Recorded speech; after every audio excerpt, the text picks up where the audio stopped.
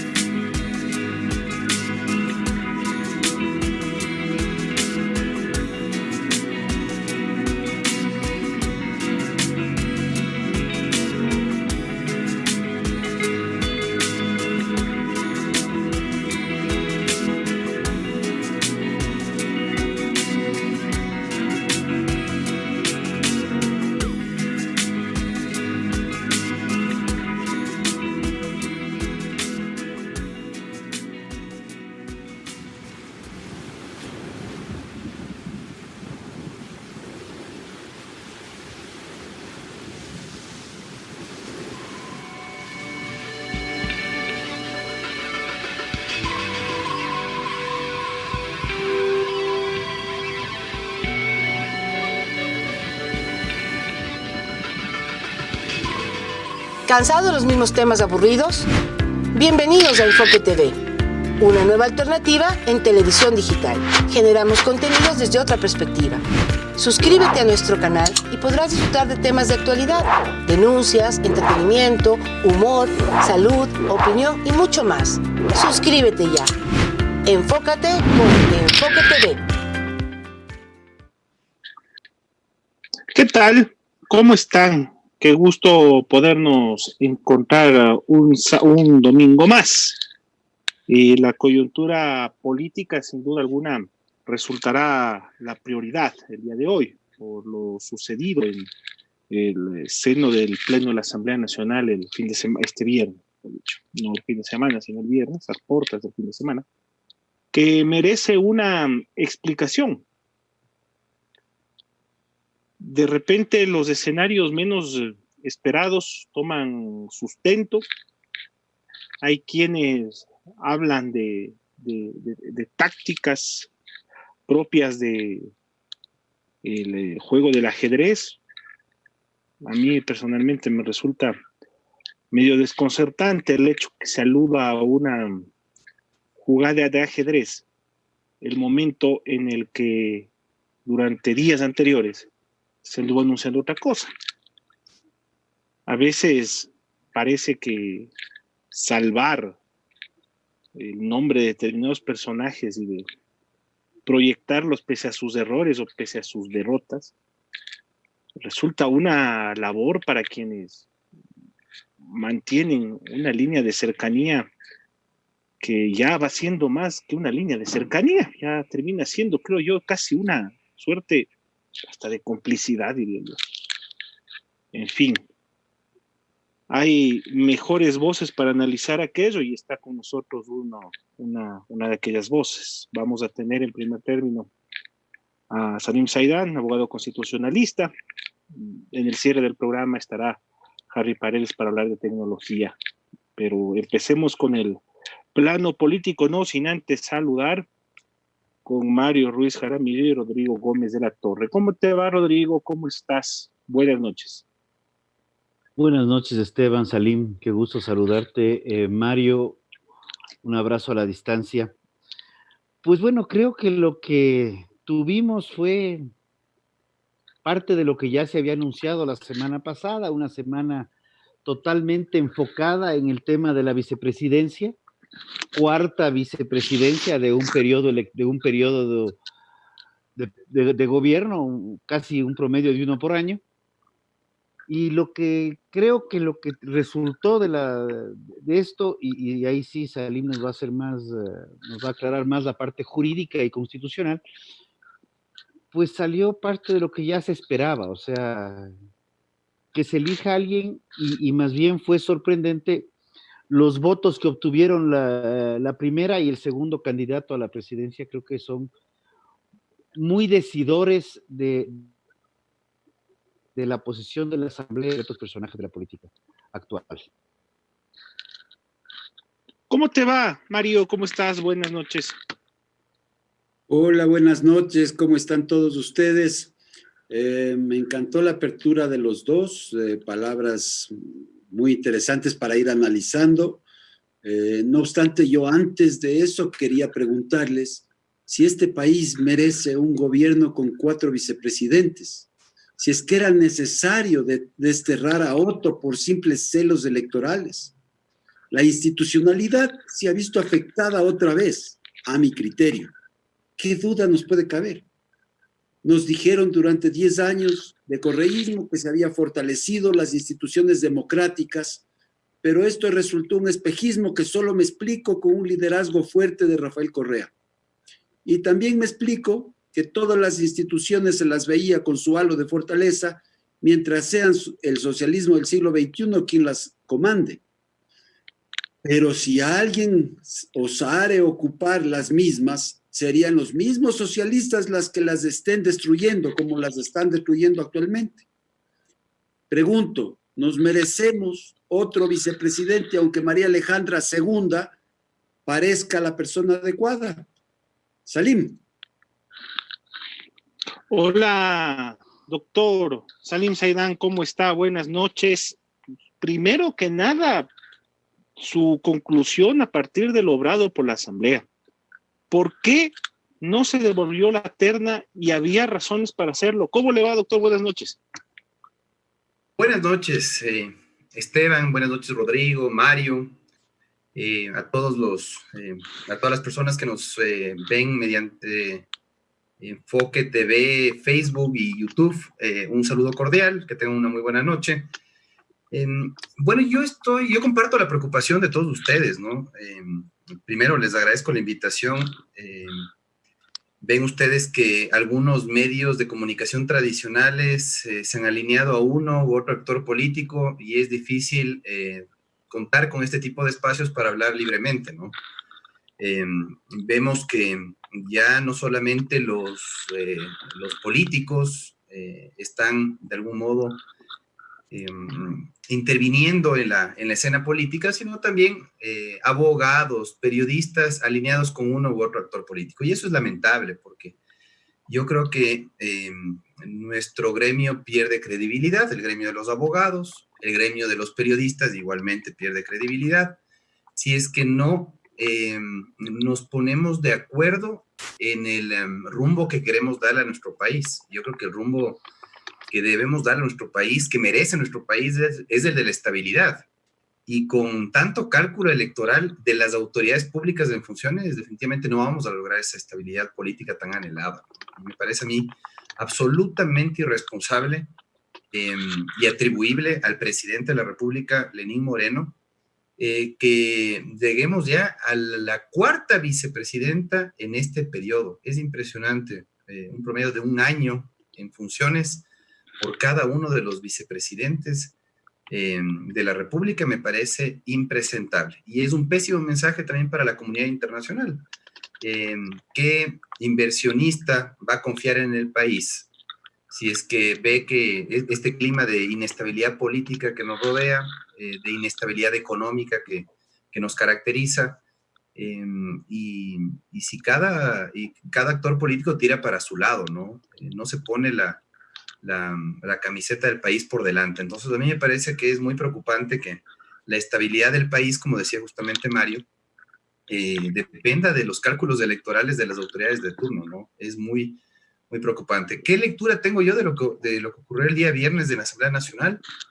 Que perdió el país, perdió Moreno, perdió Romo y perdió, yo creería, Lazo, ¿sí? Mi lectura al menos desde esa, ¿no?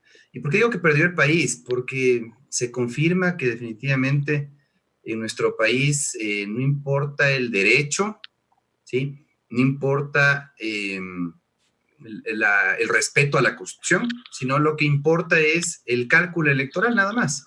Miren, por ejemplo, lo que pasó con el Partido Social Cristiano.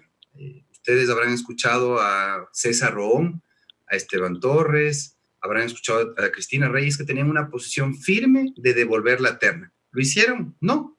Finalmente votaron por la tercera de la terna.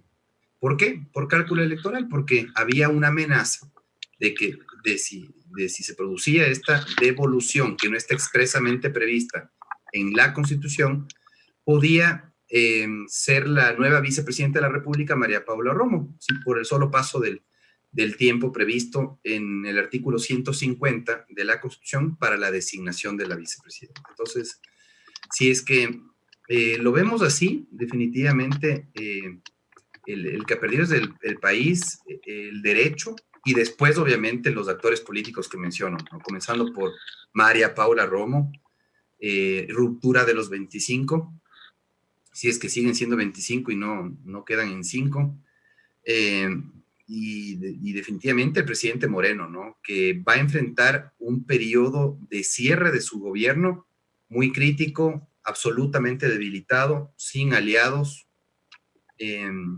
y eso preocupa porque definitivamente el próximo presidente de la República la va a tener bien difícil, ¿no? Entonces, mi lectura es que lo que ocurrió el día viernes en la Asamblea Nacional es que el correísmo, los socialcristianos, finalmente propiciaron esta designación, ¿sí? Propiciaron este debilitamiento, ruptura de los 25, este debilitamiento de cara al 2021 sobre todo, pero sin duda ha perdido el país, ha perdido el derecho porque se sigue haciendo lo que se quiere. Miren lo que pasó con la terna. Yo quisiera comenzar con eso. ¿Cómo se conformó la terna? Ustedes tienen 3 artículos de la Constitución que hay que tener en cuenta. Y eso para que nos comprendan las personas que no tienen formación en derecho, pero que se han interesado por este tema y comprender este tema.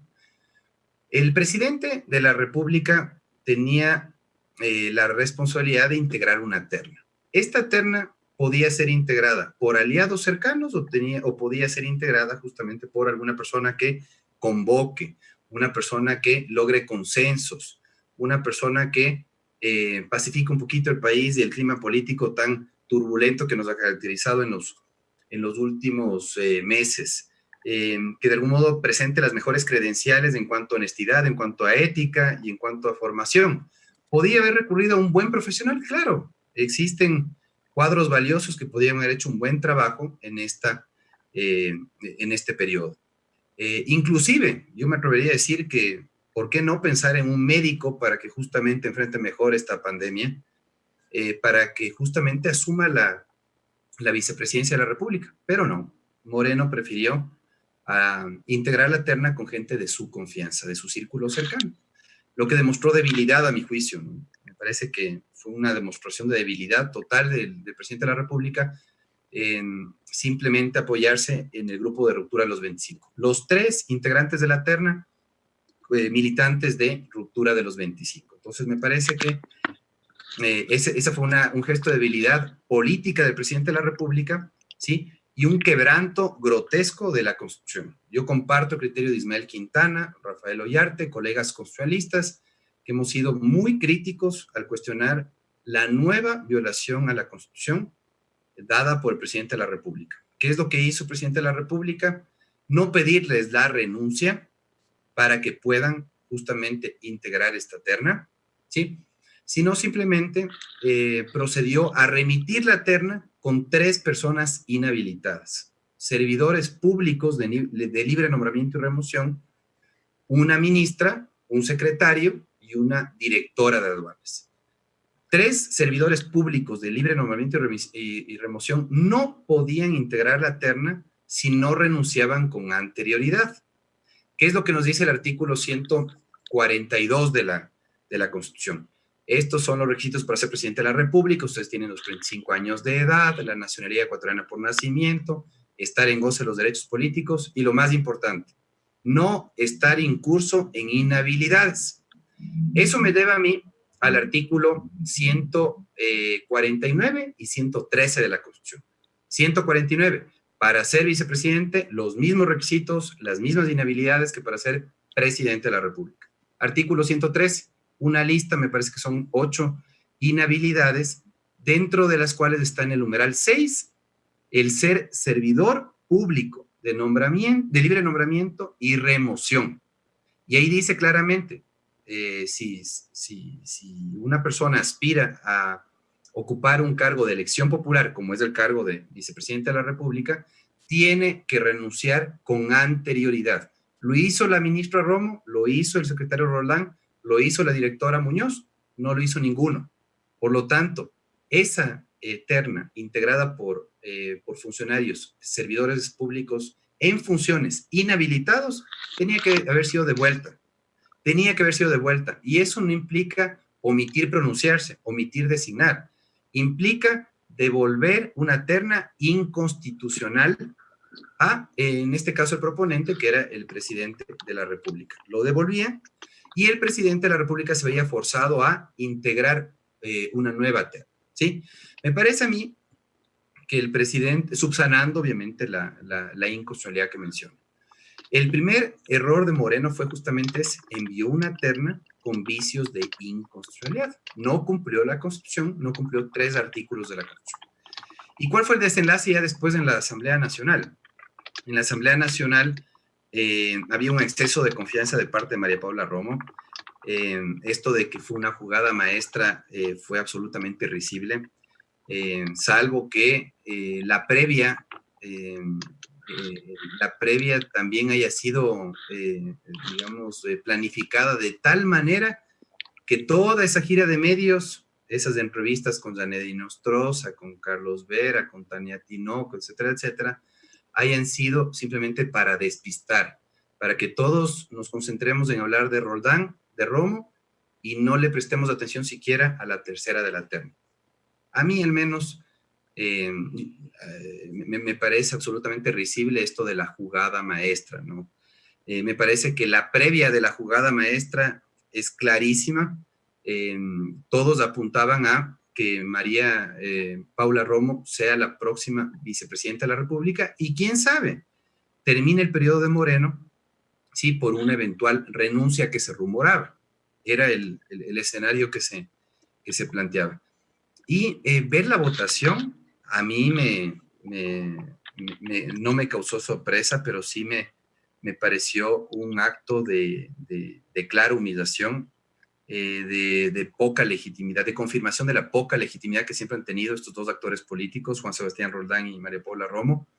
El uno con 12 votos afirmativos, en el caso de Roldán, y 36 votos afirmativos María Paula Romo. A mí me parece que fue una clara señal de la poca legitimidad que tiene este grupo político Ruptura de los 25. Y la última cosa que quisiera comentar en esta primera pregunta es que definitivamente se impuso la Asamblea a la función ejecutiva.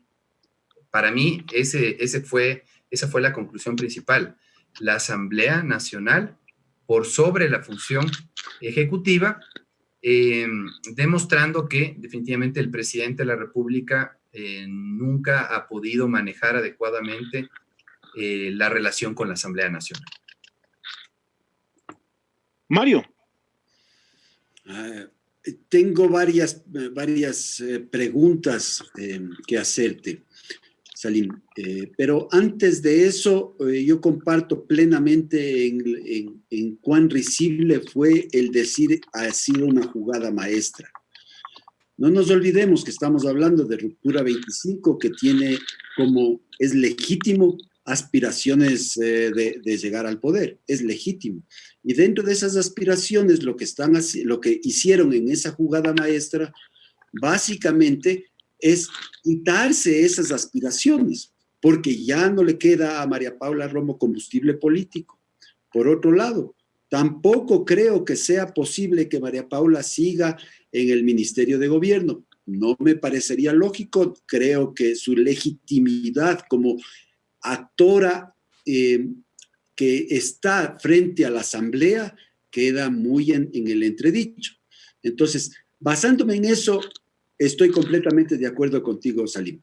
Ahora, tengo dos preguntas concretas. La una pregunta, tú decías, para un cargo de elección popular, queda inhabilitado en el caso de que esté dentro de ser funcionario. Hernán Pérez Luce dice exactamente lo mismo. Este no es una elección popular. Esta es una elección que la Asamblea va a elegirles. Entonces, no es un cargo de elección popular, es un cargo de la Asamblea. Yo no sé nada de leyes y tampoco de política, Salim. Simplemente te estoy preguntando, por el un lado, que Hernán Pérez Luce dice que este no es un cargo y que esa inhabilitación tendría sentido porque si estás en un cargo y si estás en un cargo público podrías utilizar recursos como para moverte políticamente y hacer campaña. Y por el otro lado me quedé con la curiosidad, así muy puntual, que al final no creo que, o no te oí o no te expresaste por qué Lasso pierde en estas elecciones. Estas son mis dos preguntas, Salim. Bueno, respecto al primer criterio de Hernán Pérez Luz, sin duda Hernán Pérez Luz es un gran abogado, con las mejores credenciales académicas. Tengo entendido que su paso por Harvard inclusive es una de las mejores cartas de presentación, ¿no? Es una de las voces más autorizadas para hablar en derecho. Sin embargo, yo no comparto su criterio en este caso por una sencilla razón. Si ustedes van al artículo 113 de la Constitución, dice claramente, no podrán ser candidatos de elección popular, y ahí viene la lista de 8 inhabilidades, ¿no? Pero es de elección popular. Claro, ahí viene el tema. La vicepresidencia es un cargo de elección popular. Yo creo no que en es este caso, no en este caso. Ahí viene la cuestión. Y respondo con un claro ejemplo, ¿no? Si es que no aplicamos los requisitos del artículo 142 de la Constitución para ser presidente y vicepresidente, si es que no aplicamos las inhabilidades del artículo 113, entonces Moreno podía haber presentado a un chico de 19 años, a un contratista con el Estado, a un deudor de pensiones alimenticias, a un militar en servicio activo, como parte de la terna. Yo le respondo de esa manera a Hernán Pérez Luz. Veamos, y pongo estos ejemplos absurdos justamente para que se vea la gravedad de lo que están sosteniendo. ¿Qué pasa si es que yo no le aplico los requisitos? Uno de los requisitos es tener 35 años, ¿sí? 35 años para ser presidente de la República o vicepresidente de la República. Si es que yo le eximo del cumplimiento de ese requisito, entonces al presidente Moreno le estaba permitido integrar la terna con un menor de 35 años. Si es que las inhabilidades del artículo 113 no aplica para designaciones de la Asamblea, solamente para inscripciones de candidatura en el CNE, entonces yo llego a la conclusión de que podía también un contratista con el Estado participar en esta designación de la Asamblea Nacional. Podía el presidente de la República proponer un nombre de un contratista con el Estado. Podía proponer a un militar en servicio activo. Y yo creo que definitivamente el espíritu con el cual se redactó el artículo 113 en la Asamblea de Montecristi fue justamente el que no tengan estos impedimentos para ejercer esos cargos de elección popular. La redacción del artículo no es la mejor. Ya sabemos nosotros que la falta de técnica legislativa es el problema más grande que tenemos en el ámbito de las asambleas constituyentes, Asamblea Nacional. No saben redactar los artículos, sin duda. Era mejor que esté claramente estipulado este escenario que mencionamos, que se establezca con claridad. Estas inhabilidades también serán aplicables a los casos de designación del vicepresidente de la República, tal vez para que justamente no haya ese margen amplio de interpretación por parte de los intérpretes, ¿no? Podría haber sido, digamos, una manera de haber evitado justamente esta variedad de interpretaciones que se han presentado. Pero si ustedes ven el telégrafo, el día de la designación, Carla Maldonado, ¿sí? Carla Maldonado, que yo he visto que tiene una línea muy afín a la ministra Romo, ¿qué es lo que hizo? Publicó un reportaje en donde, curiosamente, solamente presentó 3 opiniones, de las cuales 2 decían que había un vacío y una opinión que decía que no había inconstitucionalidad alguna al remitir la terna de esa manera, que ellos no tenían que haber renunciado porque ellos no están participando en un proceso electoral, no están inscribiendo su candidatura. Ellos no van a ser electos por el pueblo, van a ser designados por la Asamblea, sostenía uno de mis colegas. Pero insisto, si es que vamos a interpretar de esa manera el artículo 113, entonces en la próxima digamos, falta definitiva del vicepresidente, integremos la terna con militares, policías en servicio activo, con chicos de 18, 19 años, con ecuatorianos por naturalización o extranjeros, ¿sí? Cuando la Constitución claramente establece unos requisitos y unas inhabilidades que se sobreentiende aplican no solamente para quien llega al cargo por elección popular, sino a quien llega por designación legislativa. El espíritu con el cual se creó ese artículo es: para acceder al cargo, a un cargo de elección popular, yo necesito cumplir con requisitos y no estar incurso en inhabilidades. Y para mí, ellos no cumplían con el artículo 113, numeral 6, que dice: servidores públicos de libre nombramiento y remoción no pueden ostentar un cargo de elección popular si es que previamente no renuncian. Para mí, es así de claro. Con el ejemplo yo le respondería.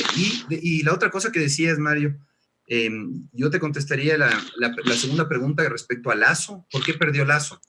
Porque para mí este es un ajuste de cuentas. ¿Quién filtró la transcripción que reposaba en el expediente de la Fiscalía de Daniel Mendoza?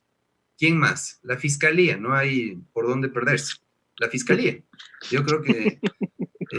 ¿Quién más? ¿Quién más filtró? Daniel Mendoza. No hay otra opción. La Fiscalía. La Fiscal General del Estado va a ser candidata. Se rumoraba que iba a ser binomio de Guillermo Lasso. Ahora se rumora que puede ser candidata a la vicepresidencia de Otto Sones Hosner, ¿sí? Entonces, para mí, era una manera de medir fuerzas entre Otto y Lasso. Y finalmente, yo creo que al sacarla del camino a María Paula Romo, se fortalece Otto y se debilita Lasso. Me parece a mí que María Paula Romo aspiraba a que Diana Salazar, con quien tenía una buena relación, y enfatizo, tenía una buena relación, acompañe a Guillermo Lasso como binomio en la próxima elección presidencial. Y me parece que finalmente lo que puede presentarse, probablemente yo veo que el binomio Otto-Diana Salazar podría estar perfilándose para la próxima elección y con buenas posibilidades electorales, aunque no sean de mi agrado. Sin embargo, yo creo que es una medición de fuerzas. Como decían inclusive algunos actores políticos y comunicadores, consultores políticos. La oligarquía o la élite guayaquileña, decían algunos, leían en varias columnas de opinión, se impuso sobre la élite quiteña.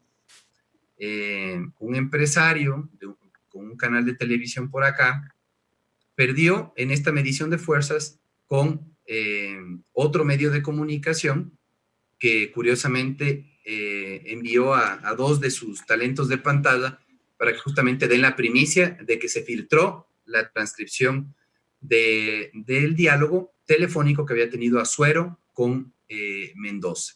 Justo horas antes de que se dé la designación, se filtra la transcripción. Justo horas antes. Para mí, esa sí fue una jugada maestra. Esa sí fue una jugada maestra. Antes de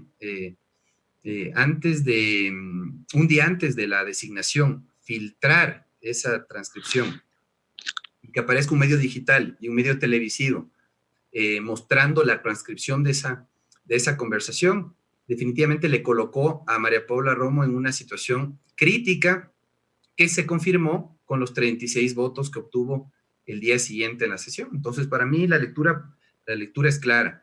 El beneficiado fue Otto Sones-Hosner, que de algún modo tenía una relación un poco tensa con María Paula Romo los últimos meses de su permanencia en el gobierno, y me parece que electoralmente hablando, esto beneficia a Otto Sones-Hosner,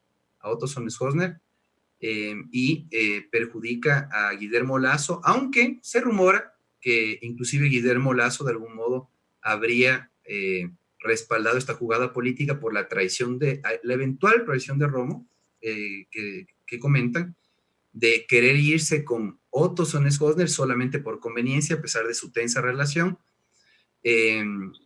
para la elección presidencial 2021. Algunos comentan inclusive que Iván Granda en Azuay ha registrado algunos movimientos, ¿no?, que hay que monitorear en Azuay, y que podrían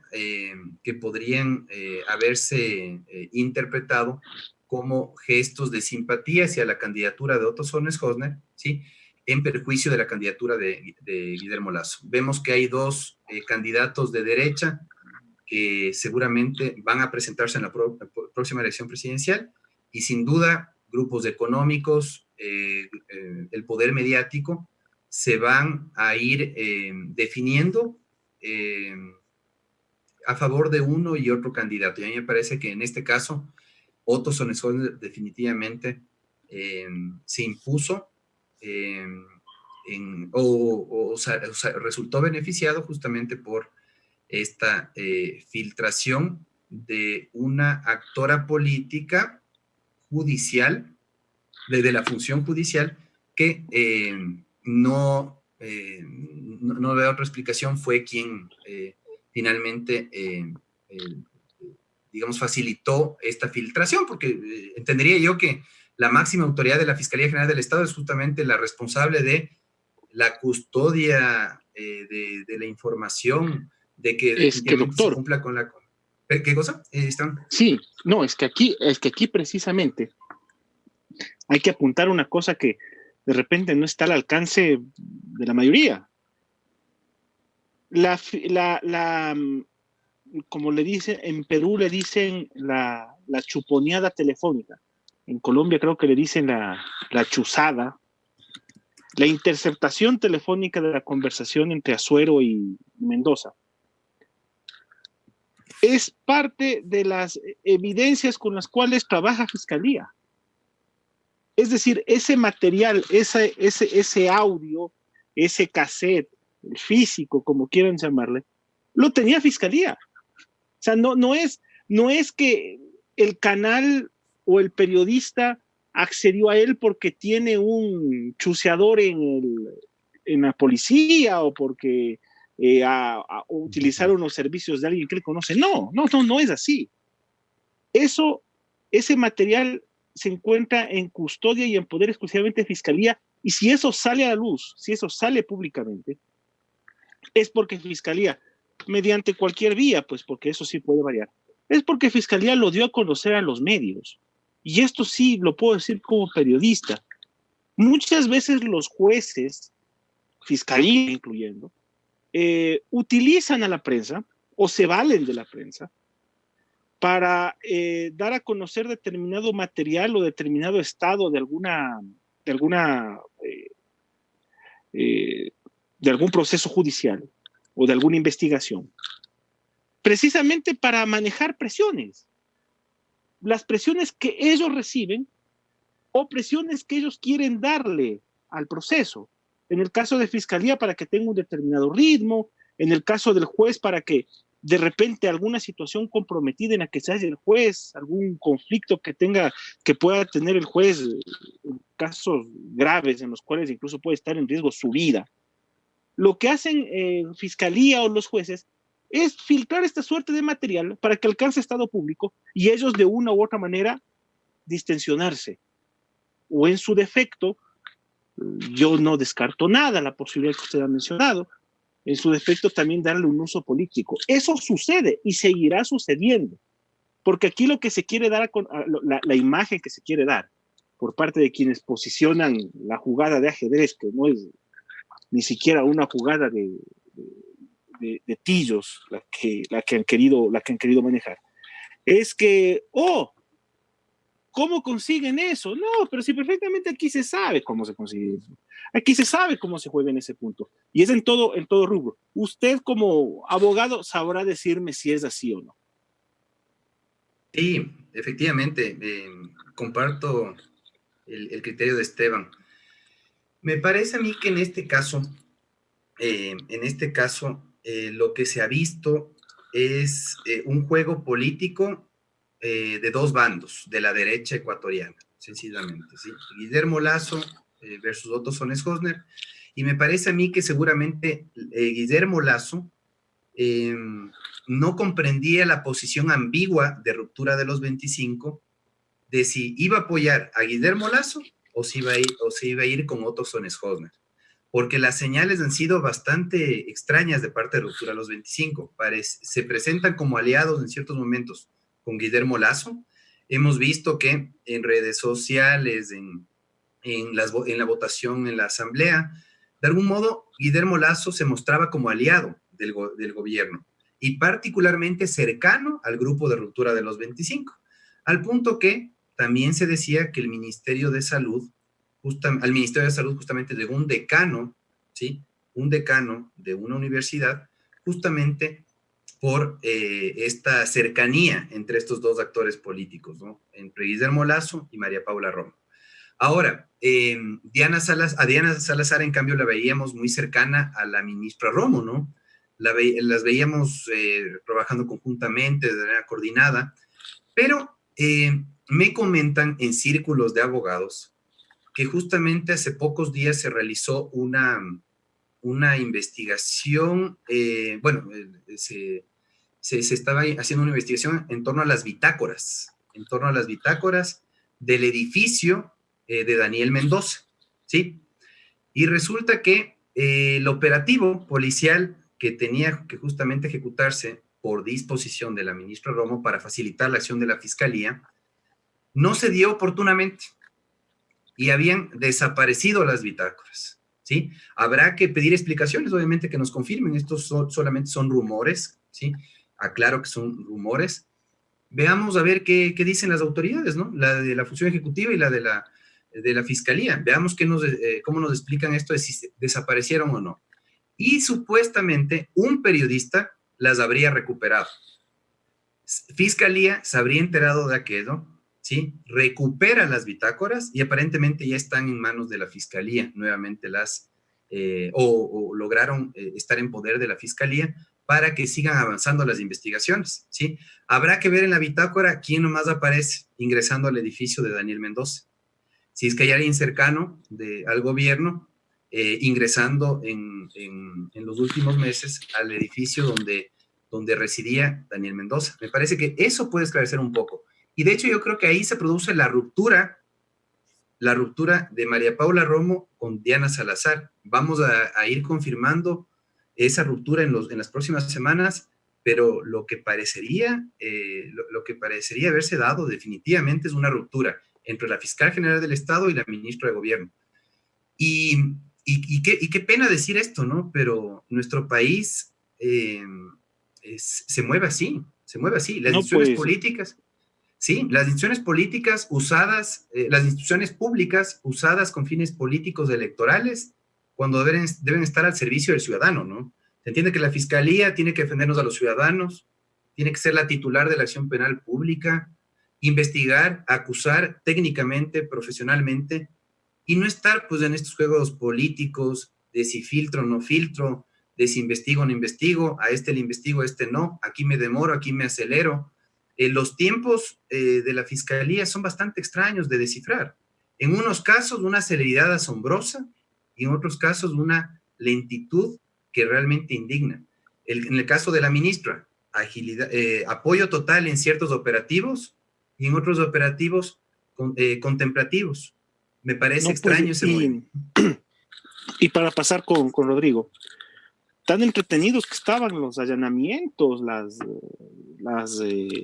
medidas que se tomaban en la madrugada, los golpes de efecto, estaban entretenidísimos. Y de eso pasamos a nada. De eso pasamos a casos tan o más sonoros que los que hubo al comienzo, porque hay cosas que hay que repetirlas ya para hablar con Rodrigo. Llegamos a tener denuncias en las cuales Fiscalía levantó, realizadas a partir de cuentas anónimas de Twitter. El caso Mascarillas del Consejo Provincial, por ejemplo, sin tener nada a favor o nada en contra con la señora Paula Pavón. Pero a ella le levantaron en Fiscalía un caso por sobreprecio de mascarillas fundamentados en una cuenta anónima de Twitter, lo cual es peligrosísimo, es súper peligroso. Pero en otros casos hemos visto cómo la bulia, el cansancio, la inacción, y en casos que han sido, llamativos, no se ha tomado absolutamente ninguna medida. Rodrigo. A ver, yo creo que se han abierto demasiadas aristas y lamentablemente todas estas coinciden en un mismo punto. La justicia es absolutamente funcional a la política de turno, y eso no es un tema nuevo, eso lo podemos tener por 20, 30, 40 años. Seguimos viviendo de la politiquería. Usualmente los romanos hablaban de pan y circo. En este momento el pan está bastante escaso porque la economía está bastante contraída, prácticamente vivimos del circo. La renuncia de Otto en un momento crítico a mi criterio me parecía absurda, y sigo creyendo que el compromiso del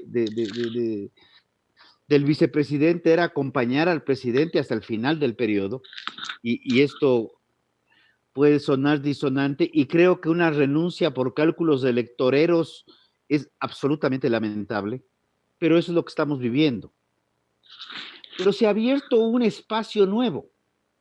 Sabemos que el caso de la ministra Romo, y en su legítimo derecho, viene haciendo política más de 20 años, o sea, la ruptura de los 25 es un movimiento político y está en su legítimo derecho y está bien. Pero el caso de la fiscalía en el Ecuador no es un cargo de politiquería, no es un cargo para hacer política. Pero si vamos a comenzar a ver que ya este es un nuevo momento, porque la fiscalía usualmente no ha hecho política, y podría mencionar algunos fiscales, podemos estar de acuerdo, podemos no estar de acuerdo, pero si ya la fiscalía también entra al juego de la política electorera, y los rumores que se plantean en que puede ser candidata a la vicepresidencia con Otto o con otro, no hay problema. Y ahí yo regreso al día en que Diana Salazar se posesiona de fiscal. Ese día ella levanta, si no me falla la memoria, 5, abre cuenta nueva y levanta una cadena de tweets que prácticamente, para quienes estamos ya haciendo un poco de lectura política muchos años, nos estaban marcando una pauta de que esta fiscalía iba a ser una fiscalía absolutamente mediática, absolutamente visible, que no necesita hacerlo a mi criterio, necesita ejecutar acciones concretas, y algo que comentamos en algún momento aquí en este mismo espacio con Rafael Ollarte precisamente fue que al inicio de la pandemia todos los casos sonados fueron, se suspendió todo, realmente todo el tema judicial se suspendió, con excepción de sobornos. Seguimos esperando a ver qué mismo concreta, porque Rafael Vicente todavía sigue moviendo los hilos del poder y no sabemos en torno a quién. Pero si ya la fiscalía también va a entrar al juego de la política electoral, realmente ya en lo personal lo digo, o sea, me preocupa cuál es el futuro de la institucionalidad. Porque tenemos una nueva constitución y hay muchas voces que hablan de que hay que votar al tacho de la basura el documento que se aprobó en el 2008. Tiene errores, sí, y muchísimos. Es una constitución altamente reglamentaria y es una constitución de derechos. Entonces, el tema de derecho no necesariamente es aplicable para el Ecuador, como opinión, no soy abogado, pero creo que hay una S que sí le sobra. Pero ¿en qué queda el futuro institucional del Estado ecuatoriano? Si lo que vamos a pasar es viviendo de circo en circo, a veces con pan y a veces solamente a agua, como estamos ahorita. Interesantes los criterios de Esteban y de Rodrigo. Lo primero que yo les diría es que la institucionalidad es muy frágil en el Ecuador y en los últimos años se ha acentuado esa fragilidad. Y justamente por la irresponsabilidad de quienes están al frente de las instituciones de control y de justicia principalmente. O sea, si es que yo voy a utilizar a la Contraloría o a la Fiscalía con fines político-electorales, pues yo creo que vamos a seguir muy mal. El control gubernamental no es poca cosa. Las investigaciones y acusaciones en el ámbito penal debe ser algo técnico. Ambas instituciones para mí son fundamentales para justamente fortalecer una democracia, fortalecer los controles de una democracia, el esclarecimiento de ciertos hechos que pueden configurar delitos. A mí me parece que esas dos instituciones deben estar en manos de gente proba, de gente honesta, limpia desde el punto de vista de la ética, y no puede ser utilizada con fines político-electorales. Lo que decía justamente Esteban, ¿qué es lo que pasa a veces? Que se caen los casos por falta de pruebas. Lo que pasó con el caso de la prefecta Pavón. Es impresentable que la Fiscalía utilice, y lo mismo hizo en el caso de sobornos inicialmente. La investigación de 1000 hojas fue el insumo con el que comenzó la investigación en el caso sobornos. Inclusive los correos electrónicos, en lugar de ir a recabar indicios, elementos de convicción, ir a las computadoras, no. El principal material con el que trabajó la Fiscalía en el caso sobornos fue un reportaje periodístico que te puede dar una alerta, pero que no puede ser pues incorporado al expediente ya como una prueba documental o pericial o lo que sea, suficiente como para iniciar una investigación penal. Definitivamente la Fiscalía muchas veces se equivoca por la falta de pruebas que presenta ante los jueces. Y eso le reprochan varios penalistas a la Fiscalía, que muchas veces se hace un trabajo muy interesante, coordinado entre Fiscalía, jueces y demás, y el momento en que ya se le pide a la Fiscalía que formule la acusación con pruebas, no las tienen. Yo recuerdo que inclusive Daniela Camacho, de la Corte Nacional de Justicia, le llamó la atención a la Fiscalía en una ocasión, en una audiencia. Señores de la Fiscalía, no me han presentado pruebas. Señores de la Fiscalía, está mal presentada la prueba. Señores de la Fiscalía. Y es porque justamente por dedicarse a la política, descuidan lo técnico, procesal, probatorio, que es en lo que debería enfocarse la Fiscalía. No debería entrar en estos juegos políticos, yo coincido con ustedes. Sin embargo, vemos que con recurrencia, ¿qué es lo que hace la Fiscalía? Está básicamente midiendo los tiempos, justamente, por ejemplo, el tema de Daniel Mendoza comienza a tomar giros inesperados vísperas de una sesión de la Asamblea Nacional. ¿Quién cree esta idea de que se filtró? Alguien de la Fiscalía filtró ¿Ustedes creen que una información tan importante se filtra así nomás, sin tener a todo el personal trabajando en la institución? Yo estoy seguro que hay mandos altos en esa institución que sin duda facilitaron esa filtración. Y es curioso también porque miren la hora, ¿no? 9 de la noche, un periodista de un portal digital. 10 de la noche, un periodista de la cadena televisiva. Comienzan a publicar los diálogos entre Azuero y Mendoza, en donde mencionan a Rom. Bastante curioso ver esa cadena de sucesos en redes sociales, porque ahora prácticamente uno se entera de eso y son insumos para el análisis, justamente ver las horas en las que comenzaron a subir los tweets, justamente estos periodistas que yo veo que tienen cierta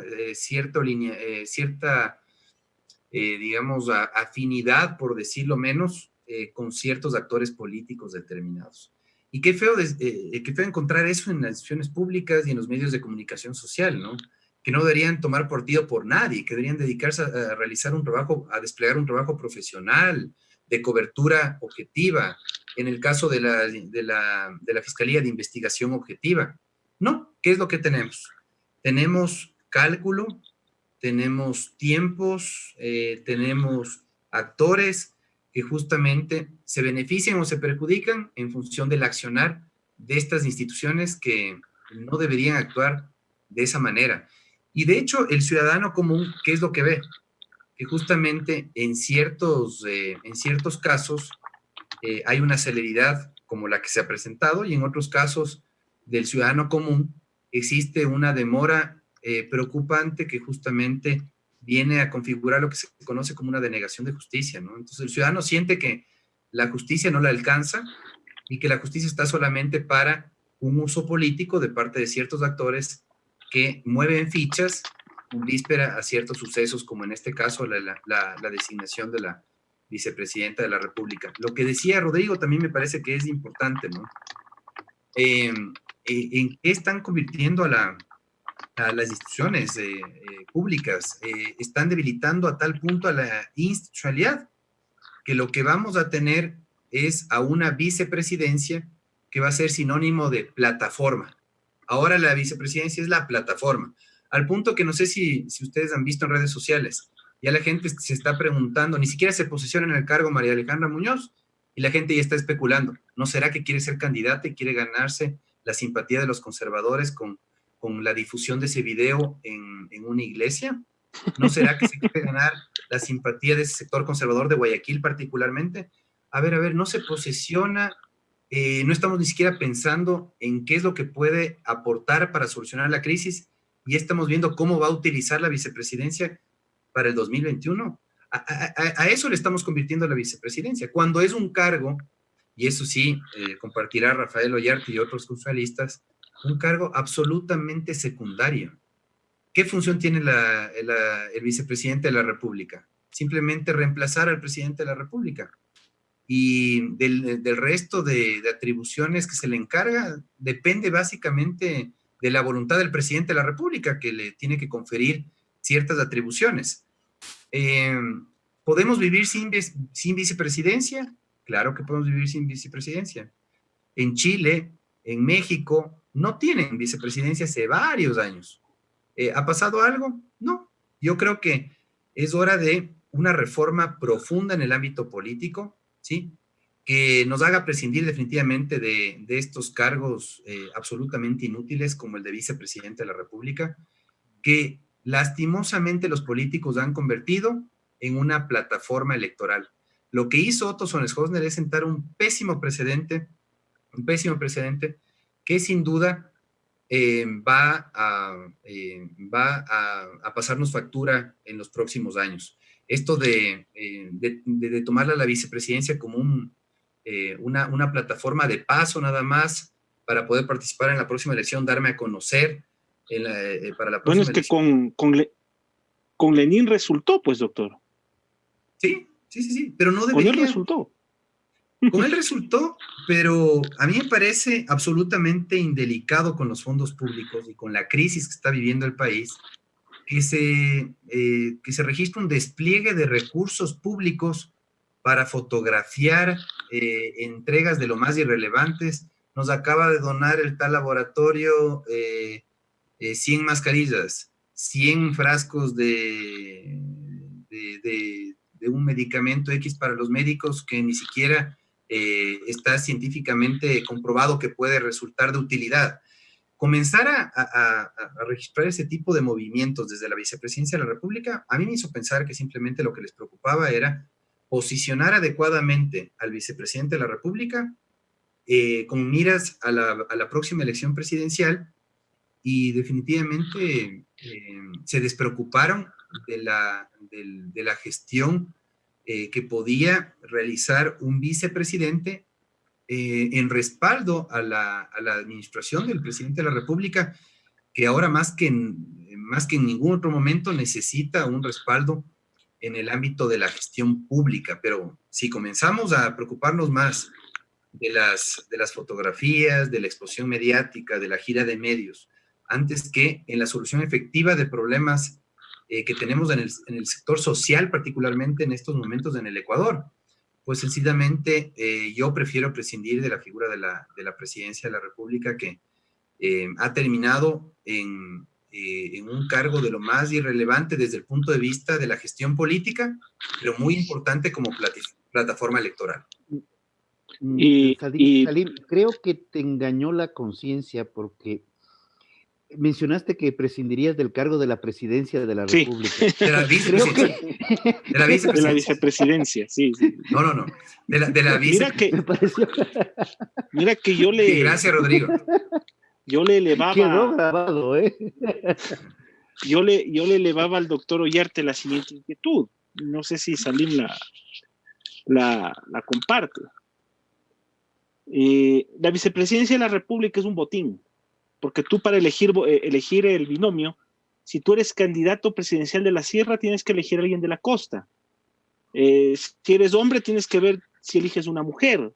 Si es que vos eres barcelonista, tienes que elegir un MLCista. O sea, es una suerte de complementariedad electorera que no nos ha venido a beneficiar. La verdad que no. Sobre todo en los últimos tiempos. Y que en otras épocas de la República nos creó inconvenientes de gobernabilidad gravísimos. No nos olvidemos lo que sucedió en el quinto velasquismo y en el cuarto velasquismo también.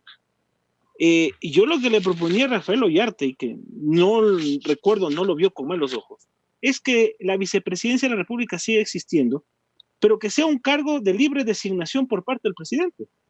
Es decir, se elige el presidente y como segundo decreto después de asumir la presidencia de la República, nombra a la persona que él considere, ¿no?, la que él crea conveniente, nombrarlo como vicepresidente de la República, y que ese nombramiento de vicepresidente de la República tenga como responsabilidad y tenga como correspondencia, por ejemplo, presidir el Consejo de Ministros, presidir el gabinete ministerial, tener una función concreta, aparte obviamente de la subrogación o del reemplazo presidencial.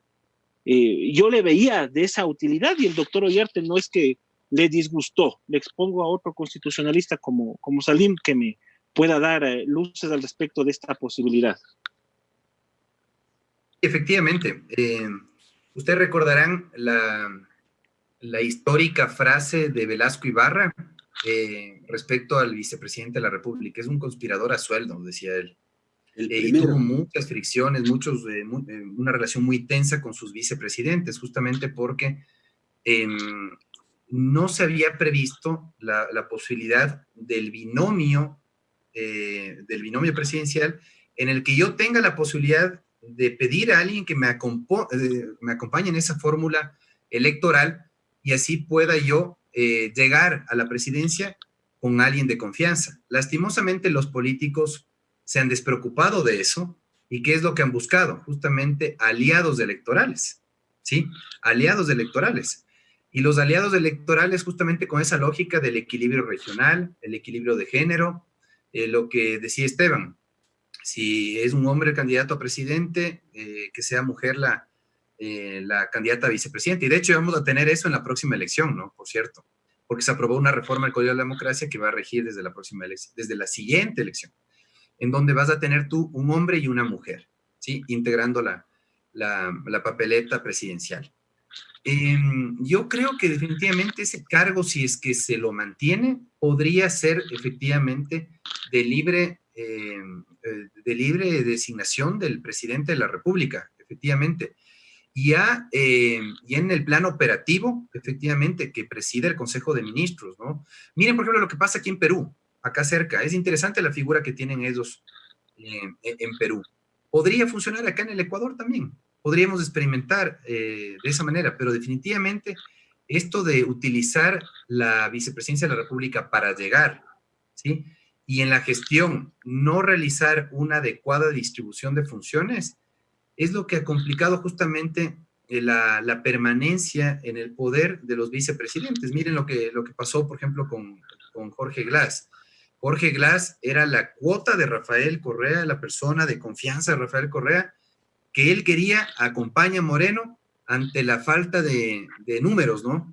No le daban los números a Jorge Glass para él ser el candidato a la presidencia, pero no quería ceder ese espacio a alguien que no era desde el inicio de su entera confianza, como es Lenín Moreno.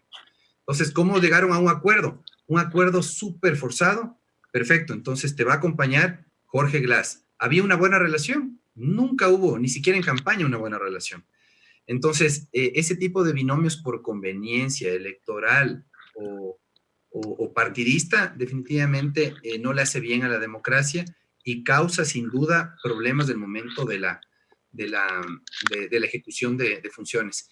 En la época de Sixto Urambadén, ustedes recordarán el famoso vicepresidente Alberto Dajic, al menos se dedicaba al manejo de la política económica. Era interesante el protagonismo que tenía y el manejo de la economía del país. En otros gobiernos ustedes ven que el vicepresidente es encargado de la planificación del Estado.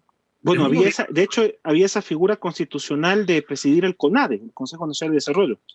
Que después se convirtió en el CONAM y después se convirtió en CEMPLADES. Ahora la planificación está reducida a ya no creo que es ni secretaría.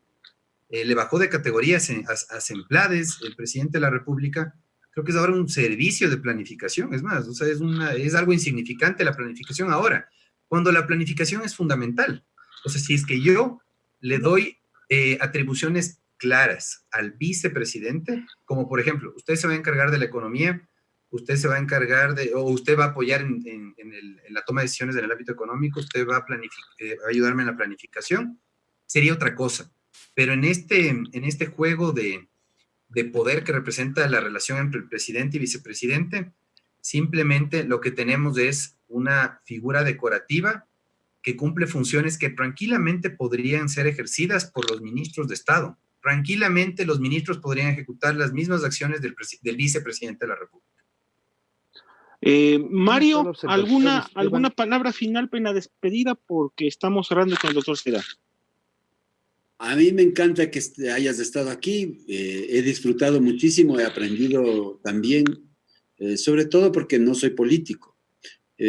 Pero me gustaría que me profundices brevemente, porque ya estamos cerrando esta parte, porque he tratado de escucharte acerca de las relaciones entre Mendoza y Romo y también la Fiscalía, etcétera, y al final de cuentas, te tengo que preguntar, ¿se repartieron los hospitales? ¿Va a salir el nombre de Romo repartiendo los hospitales? Hazme el favor de aclararme si es que va por ahí las cosas. Yo creo que esto tendrá que esclarecerse en los próximos 2 meses, ¿sí? Antes de la inscripción de candidaturas y antes de que Diana Salazar tome la decisión de si deja la Fiscalía para aceptar una candidatura, podrían en estos 2 meses, digamos, esclarecerse ciertos asuntos y avanzar la investigación al punto en que ya comience a identificarse la eventual participación de la ministra en esta trama de corrupción, ¿sí? Eso ya, yo preferiría que la Fiscalía sea la que realice la investigación, pero sin duda lo que ha hecho, por ejemplo, Cristina Reyes es señalar directamente, ¿no?, a la ministra como justamente la responsable de este reparto, a cambio de apoyo en la agenda legislativa, ¿no? Pero sin duda un gobierno frágil como el de Moreno, un gobierno frágil como el de María Paula Romo, ¿sí? Seguramente necesitaba de respaldo en la Asamblea Nacional, y obviamente ya sabemos cómo se manejan los compromisos políticos, los compromisos legislativos que justamente se dan para comprometer la votación de los legisladores en los proyectos enviados por el Ejecutivo, ¿sí? Para que justamente los proyectos pasen sin mayor inconveniente. Y hemos visto que, sin duda, las mayorías coyunturales, las mayorías móviles que se han dado en la Asamblea Nacional parecerían haberse logrado justamente por este tradicional reparto de cuotas de poder en las distintas provincias. Y no solamente en este gobierno. Ustedes seguramente habrán escuchado que buena parte de los legisladores tienen amigos, familiares en algunos cargos importantes de la Contraloría, del IES, del SRI, de varias entidades públicas, y justamente ustedes ven una posición de apoyo a los proyectos enviados por el Ejecutivo, que parecería ser justamente lo que buscaban en el Ejecutivo, con este tipo de eventuales ofertas que esperemos se aclaren en los próximos meses. Pero yo creo que en estos 2 meses van a ser decisivos. Y Diana Salazar, al parecer, por la filtración inclusive de esta transcripción, parecería que ya rompió relaciones con la ministra Romo, y veamos si la vincula en las investigaciones, y si es que el desenlace de todo esto es un eventual enjuiciamiento político, que aunque con una cantidad de votos difícil de obtener, podría finalmente censurar y destituir a la ministra Romo. Yo me temo que por ahí podría darse el desenlace, una eventual censura y destitución de la ministra Romo, si es que antes no renuncia ante la complicada situación política que le espera. Yo veo muy complicado, la veo muy debilitada Eda, con esta jugada maestra, ¿sí? Esta jugada maestra la expuso a una humillación terrible que sin duda la debilita políticamente, cuando Eda prácticamente no necesitaba siquiera el protagonismo de la vicepresidencia, más que para, de algún modo, tener algún tipo de inmunidad. ¿No será que eso es lo que buscaba la ministra Romo, de algún modo blindarse de algún eventual enjuiciamiento futuro? Me parece que por ahí también iría la lectura que yo haría para cerrar esta interesante conversación que hemos tenido con ustedes. Doctor Saidán, muchísimas gracias. Ha sido muy gentil, nos ha dejado claro no solamente el panorama jurídico, sino también el panorama político al respecto de lo sucedido en esta semana. Muchísimas gracias, Salim. Gracias, Esteban, un gusto. Gracias por la invitación, a Rodrigo también, a Mario y a Enfoque TV. Adelante con el espacio, y celebro que se abran estos espacios de libre opinión en estos tiempos en los que necesitamos compartir estas lecturas de la coyuntura nacional, tan compleja, pero tan interesante a la vez, ¿no? Me parece a mí que nos han mantenido tan entretenidos que 10,000 visualizaciones en la sesión del día viernes pocas veces se da, y justamente se logró por la expectativa que generaba este episodio de la designación de la vicepresidencia, cuando deberíamos estar preocupados por otras cosas, ¿no? Lamentable, pero al menos nos mantienen entretenidos con estos episodios. Gracias al doctor Salim Saidán, constitucionalista. De lo importante. Gracias, muy gentil. Gracias, Rodrigo. Cambiamos el ámbito de la información y del análisis. Lo despedimos a Salim. Y vamos a pasar a una situación no menos importante. El protagonismo que la tecnología ha tenido en estos últimos meses. Cómo el hogar de pronto se convirtió en el escenario del trabajo, cómo la información, cómo la investigación empezó a tener sobre todo la investigación, empezó a tener un lugar importante a la hora de buscar curas y tratamientos de cara a la pandemia. Y para analizar eso y más está con nosotros Harry Paredes, él es experto en tecnología. Y aparte de saludar con Harry con el abrazo afectuoso de siempre, Harry está en Miami, por cierto. ¿En qué parte de Miami estás, Harry? Exactamente. ¿Cómo te va? Buenas noches. Hola, Esteban. Buenas noches. Un gran abrazo para ti a la distancia. Mucho gusto, Rodrigo y Mario. Estaba escuchando también a Salim poniéndome un poco al día de la semana en lo que tiene que ver a los eventos de nuestro país querido, ¿no? Yo estoy, para responder tu pregunta, Esteban, yo estoy en el corazón de Miami, en la parte sur de Miami, en el cantón Dade, si le quieres llamar, el condado de Miami-Dade. Uh-huh. Y la situación ahí está pegando muy fuerte.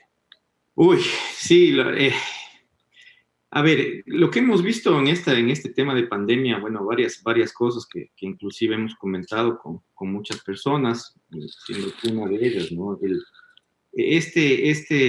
va y ven del virus, que ha sido realmente algo que ha descolocado a la humanidad, ¿no? Y es que, por ejemplo, acá en Estados Unidos en general y en algunos estados, como el caso de Texas, como el caso de Florida, las cosas empezaron a fluir lentamente, igual que en otros países de la región, como México, por ejemplo, ¿no? Donde en México estamos hablando de que hasta abril, a mediados de mayo, todavía la gente estaba diciendo todavía no hay coronavirus. Lo mismo sucedió acá, lo mismo sucedió en Texas, sucedió en estados como Nueva York, y ahora en Florida, que pasó en las últimas 2 semanas a comandar el tablero de contagios en Estados Unidos. Y las reacciones tardías o no tardías tienen que ver siempre con el comportamiento de la gente. Entonces, si la gente, y no es culpar ni exculpar a nadie, ¿no? Pero cuando no tienes un poco el rumbo ni bajar a ciertas líneas a nivel federal o a nivel país, pues pasas a depender simplemente de tu sentido común, de tu raciocinio, de tu forma de analizar las cosas, de tu forma de ver tu espacio personal y el espacio personal de la gente. Empiezas a manejar temas de respeto, empiezas a manejar temas de respeto de espacio, ¿sí? Entonces, la gente en Texas decía, por ejemplo, que en mayo, en junio, que no hay tantos casos de coronavirus y minimizaba el tema en Texas, ¿sí? Un poco basados en los principios de, bueno, nosotros somos un poco indestructibles, que ningún virus nos va a hacer daño a ese extremo. Pero dado el caso, Texas no se cerró al principio y hace unas 3 semanas, un mes, Texas empezó a registrar unos casos de mortandad y de contagios muy grandes y empezó a cambiar la cosa. Lo mismo en Florida. Y lo mismo en Florida. Entonces, en los cantones, para ponerle un término más o counties, como se llaman acá. Condados. Sí, en los condados, sí. En Miami-Dade y en Broward, para los que conocen Miami-Dade, pues toda la parte del sur de Miami, la parte metropolitana, amplia, grande, y Broward, que viene a ser, digamos, de Fort Lauderdale para arriba, ¿no? Entonces, esos dos son los condados más afectados ahorita en el estado de Florida, quizá el número 1 del país. Tengo que revisar los números, no he visto, la verdad, este fin de semana no me metí a ver los cuadros, pero así vamos. Y la situación compleja, acá puntualmente, acá en Miami, se cerró, se dejó pues en manos de la gente, de las autoridades también, que tomaron ciertas medidas, se cerraron espacios públicos, se cerraron parques, restaurantes, la economía que gira alrededor, ustedes saben acá, de los servicios, todos los centros comerciales cerrados, ¿sí? Se volvieron a abrir cuestión de hace, ¿qué será?, un mes, pero en realidad el panorama, igual que, me imagino, igual que en Quito, igual que en Ecuador, también bastante, nada alentador, negocios cerrados, centros comerciales que parecen más bien hospitales, puertas cerradas, muy poca afluencia de gente, y ahí también, pues, ya entraremos en tema al ratito, vemos también cómo la tecnología y cómo la necesidad de seguir adelante ha influenciado hasta ahora. Y así vamos, así vamos.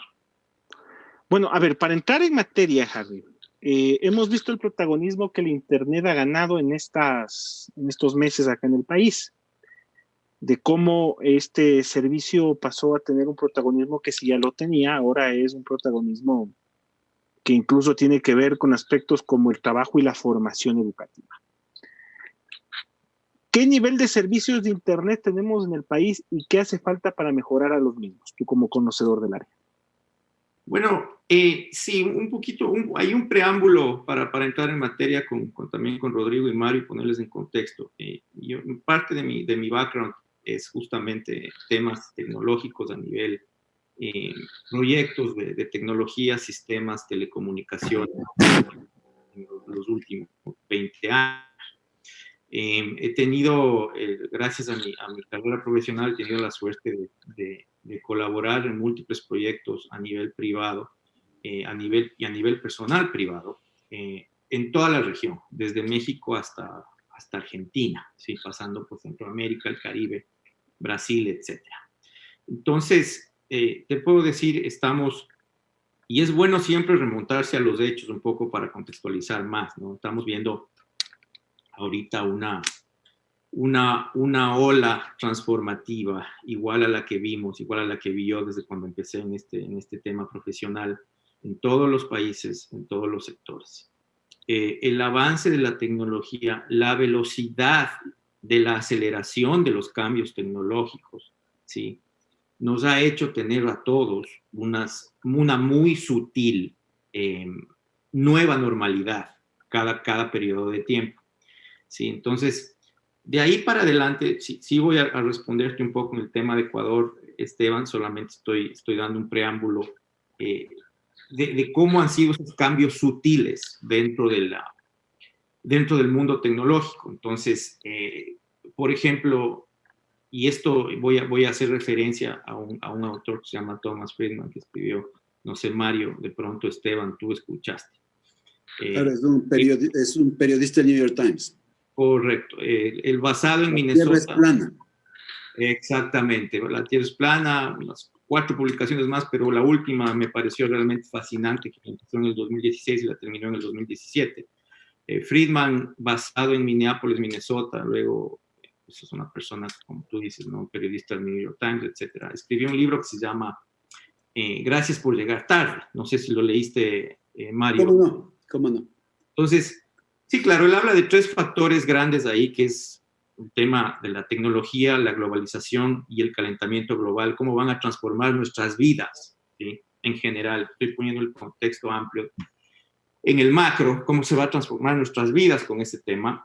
Pero a mí me pareció muy interesante y muy importante la parte tecnológica, Mario, y Rodrigo y Esteban. Y allá es donde el Ecuador, al igual que la humanidad, ¿sí? Está inmersa y topa todas estas aristas que él topa bien. Y Mario, si tú recuerdas ahí, las nuevas normalidades, ¿sí? Que se van dando en tecnología, por ejemplo, fueron muy marcadas en el año 2007, ¿sí? Para la audiencia y para todos aquí, cuando tú tienes transformaciones tan grandes como, no sé, el tema de generar memoria RAM, de transformar todo el tema del almacenamiento de información, del almacenamiento de datos, ¿sí? El mismo hecho de que Steve Jobs en el 2007 lanzó el iPhone, ¿sí? Eso es un tema muy, aunque no lo parezca, ¿sí? Aunque no lo hayamos sentido, o aunque nos parezca algo, este iPhone, este nuevo dispositivo, qué chévere, qué bonito, ¿sí? Que es normalmente lo que los ojos de la gente perciben, lo que nosotros vemos y decimos.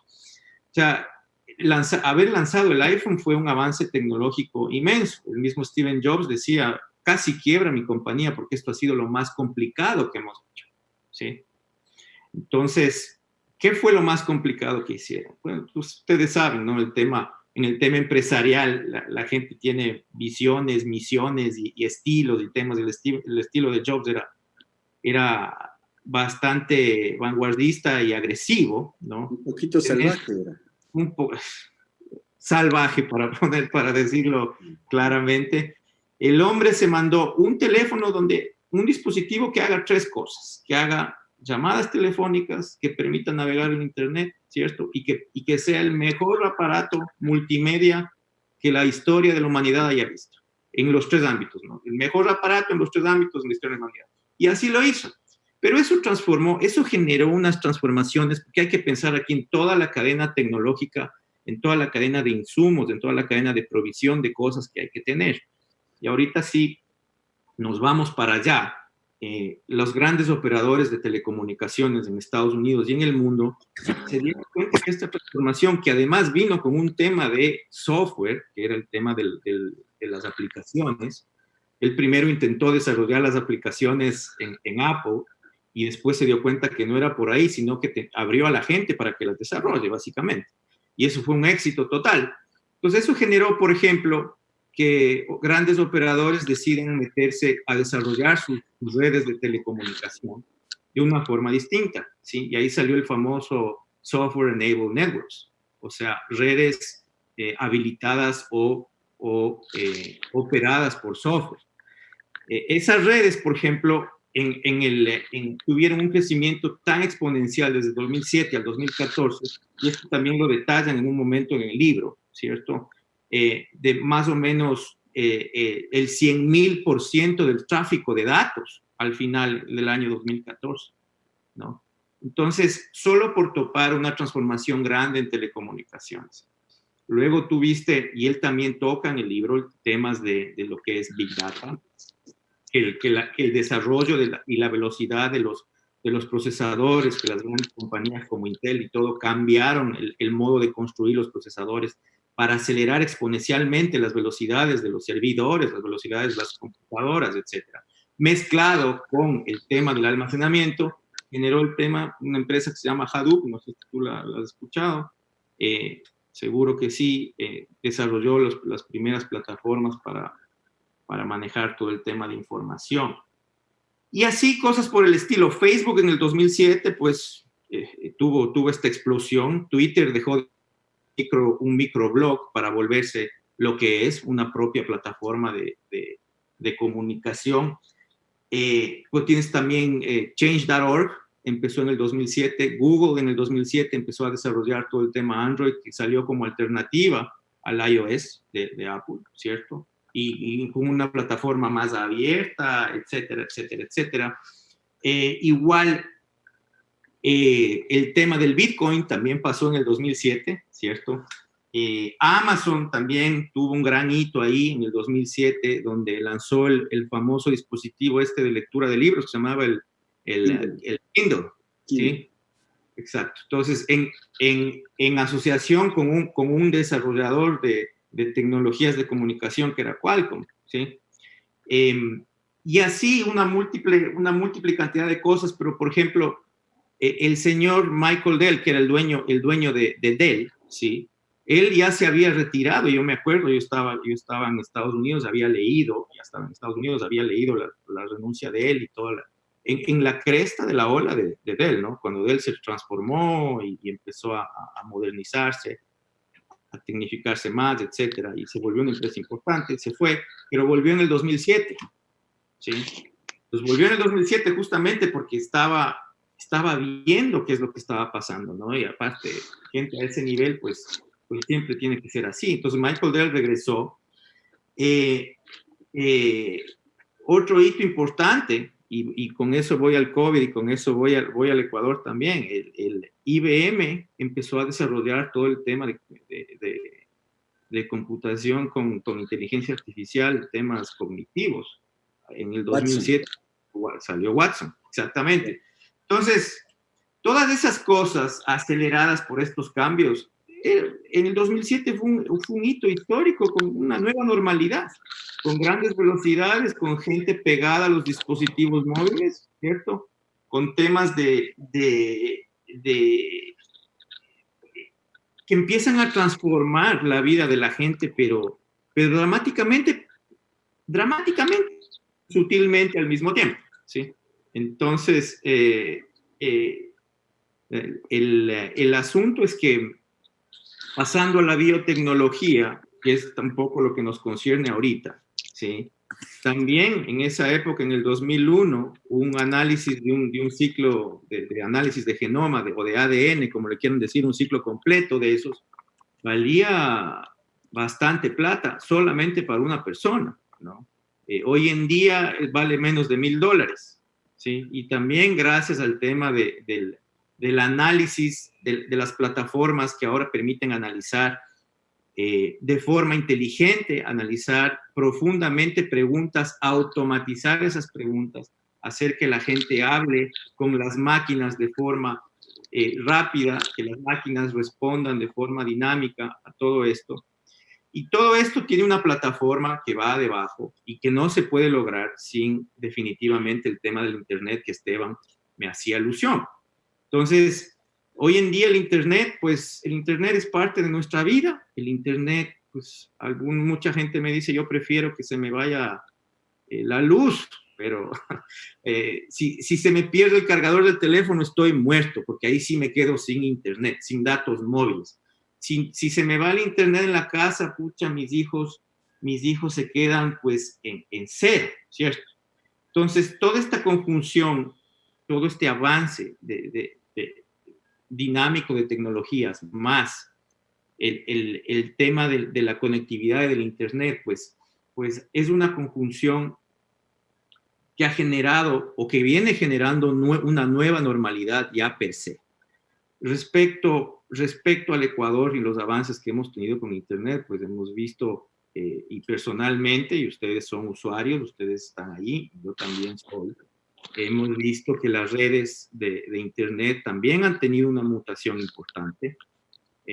Tenemos varios sabores, ¿sí? Que van desde lo satelital hasta lo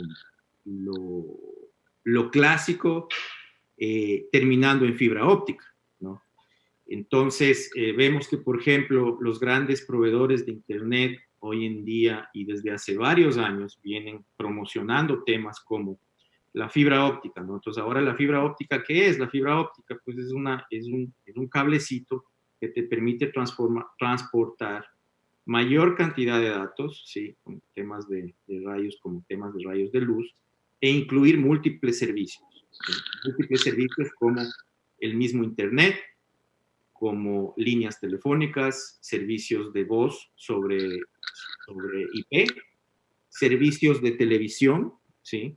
Para transmisión de señales de televisión, y telefonía per se, ¿sí? Entonces, la fibra óptica reemplazó, Esteban, como tú sabes, hubo un boom del Internet desde hace, ¿qué será? Desde las épocas, vamos a llamar desde los inicios de los 90, por ahí, puede ser, donde las operadoras, digamos, la operadora estatal, habían pocas operadoras de televisión de cable.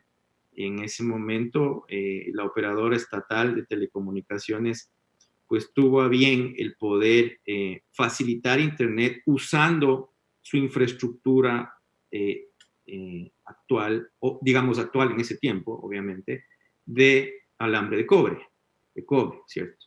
Entonces, en el cobre se pueden transportar servicios. De hecho, hay muchas instalaciones de cobre en el Ecuador aún. Pero claro, la demanda, el uso, y ahí sí vamos de nuevo a las personas, ¿cierto?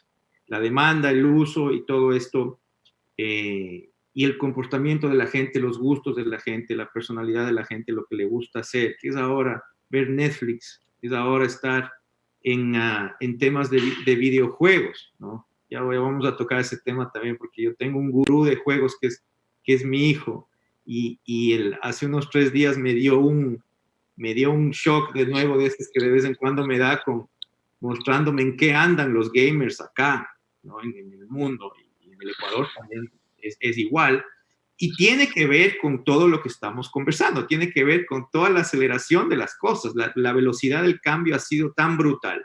Entonces, volviendo un poco al tema Internet, pues vimos una explosión también de provisión, pero esa provisión viene muy de la mano con fuertes, ingentes inversiones en infraestructura.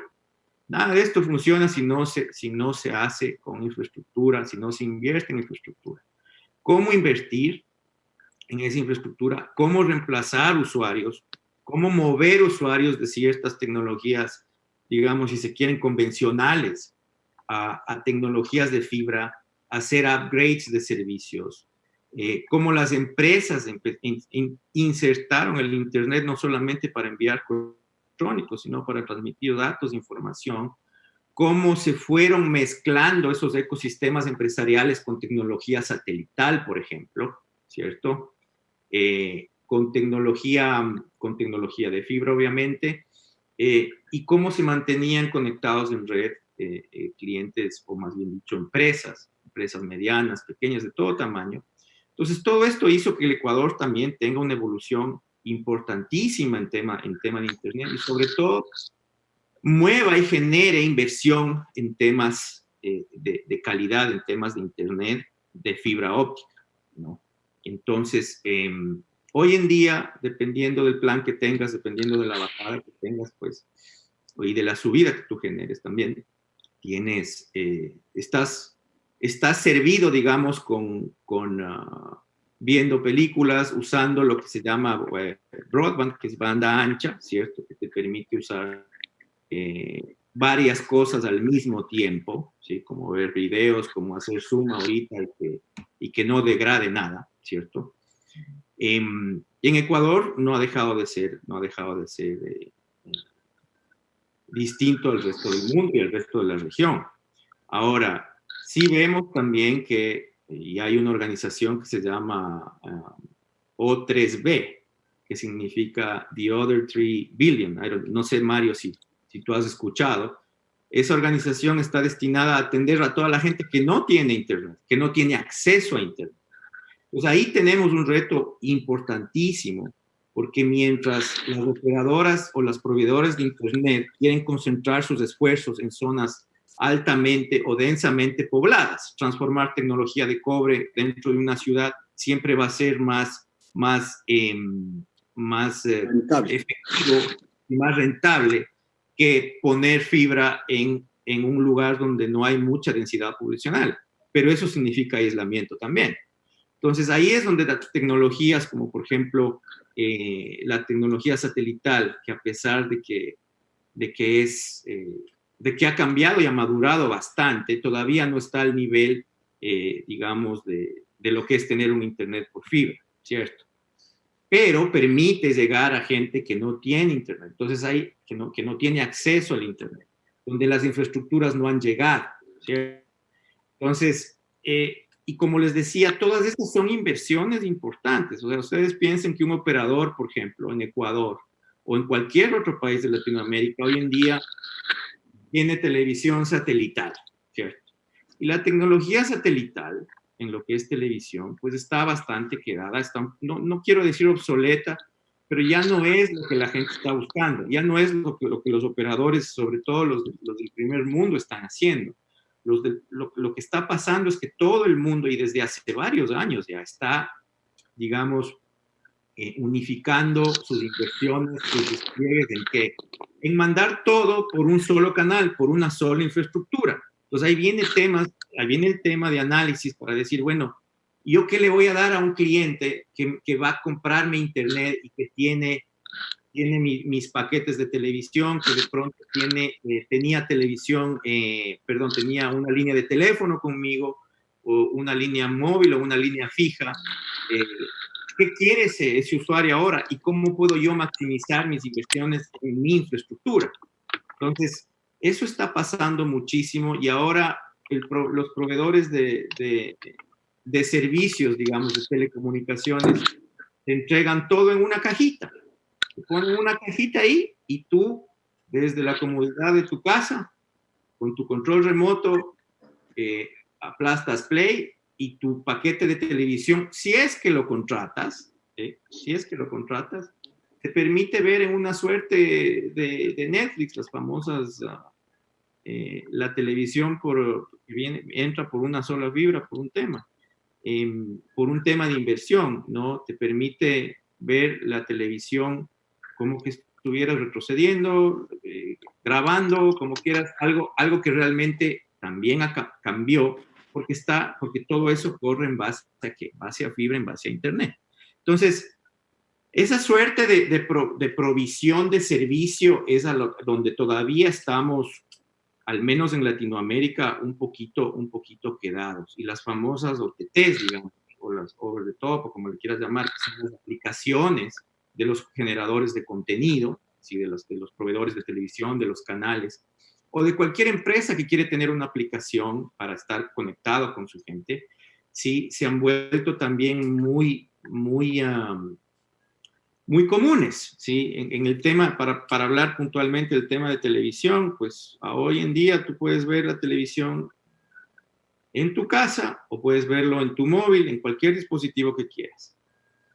Las famosas OTTs te cobran una suscripción, pero tú estás dejando de pagar tu televisión de cable, por ejemplo, ¿cierto? Entonces también el comportamiento de la gente, y eso es súper importante, o sea, el comportamiento de la vida misma de la gente es lo que lleva a las empresas y a todo el mundo a seguirse transformando y a seguir buscando nuevas normalidades. Yo conozco mucha gente que ya no contrata paquetes de televisión, por ejemplo, ya no contrata paquetes de televisión. Lo que hace, y desde hace varios años, no es ahora último, lo que hace es, dice, bueno, ¿yo qué veo? Noticias. ¿Qué veo? Fútbol, deportes, noticias locales, noticias internacionales. Se bajan 3, 4 aplicaciones, pagan $5 y sí, por aplicación son 25, 30, $40 al mes y con eso tienen televisión on demand. Y no están pagando ¿cuánto valen los paquetes en Ecuador? En Ecuador los paquetes fluctúan, me parece, desde los bajos $25 para arriba, ¿cierto? Entonces, ya no estamos en esa dinámica hoy en día, ya no estamos en eso. Yo por ejemplo, la vida acá, si quiero ver algo, alguna cosa, pues en mi teléfono tengo mis aplicaciones y lo hago. Pero toda esa dinámica viene atada a un desarrollo tecnológico de back office, de Mario y Rodrigo, Esteban. Un desarrollo tecnológico totalmente acelerado, que hace que las infraestructuras a nivel mundial se tengan que mover más rápido. Ustedes saben, el mar está lleno de cables, ¿cierto? El Ecuador está conectado a cables que transportan Internet.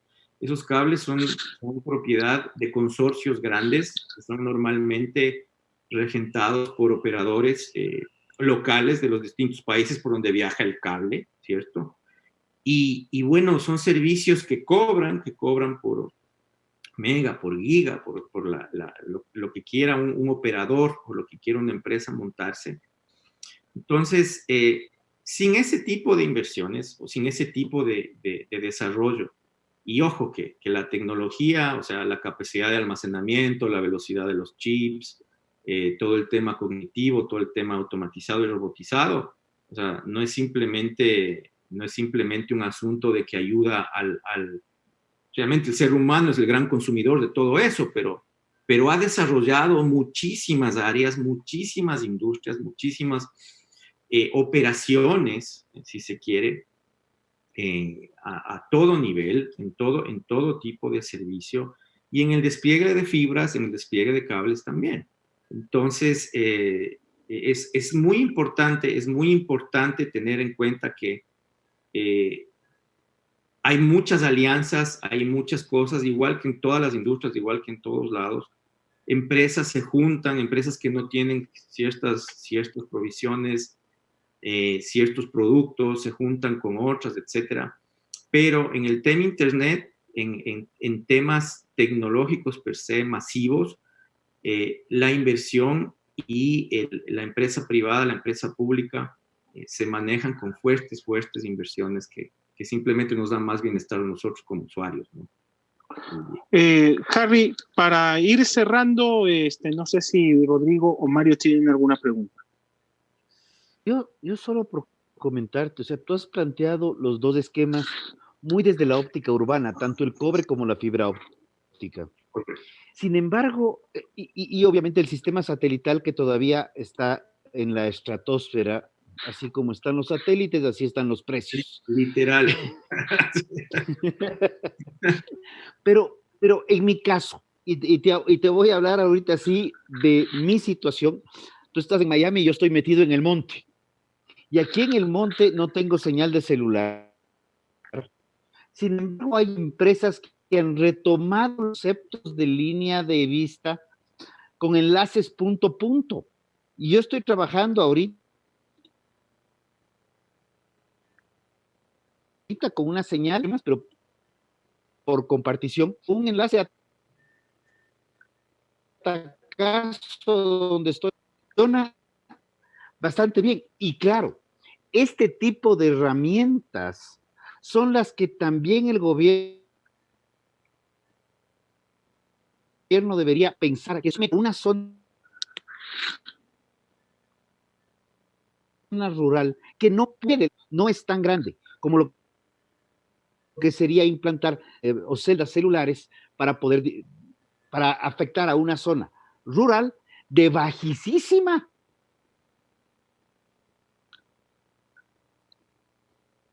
Tanto que no se le oye bien. Más bien un gusto.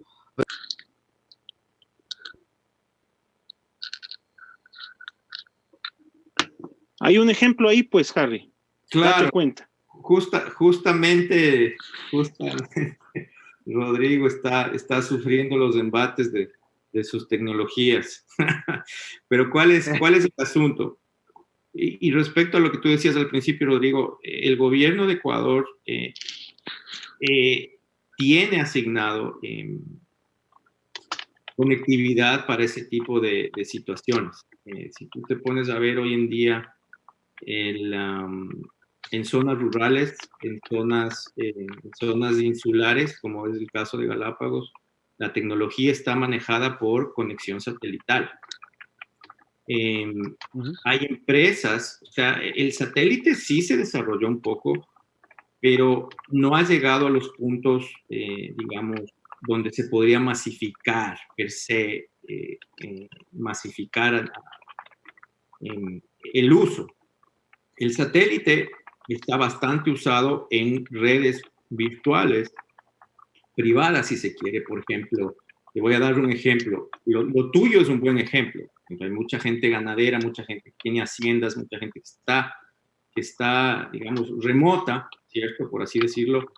Y sea una provisión pública o sea una provisión privada de satélite, siempre te va a resolver la vida. Por más que tengas ciertos problemas, ahí está. Y hoy en día está inclusive, sí, no es tan barata como $25 al mes o por ahí hasta menos, pero sí te puede resolver un tema de conectividad.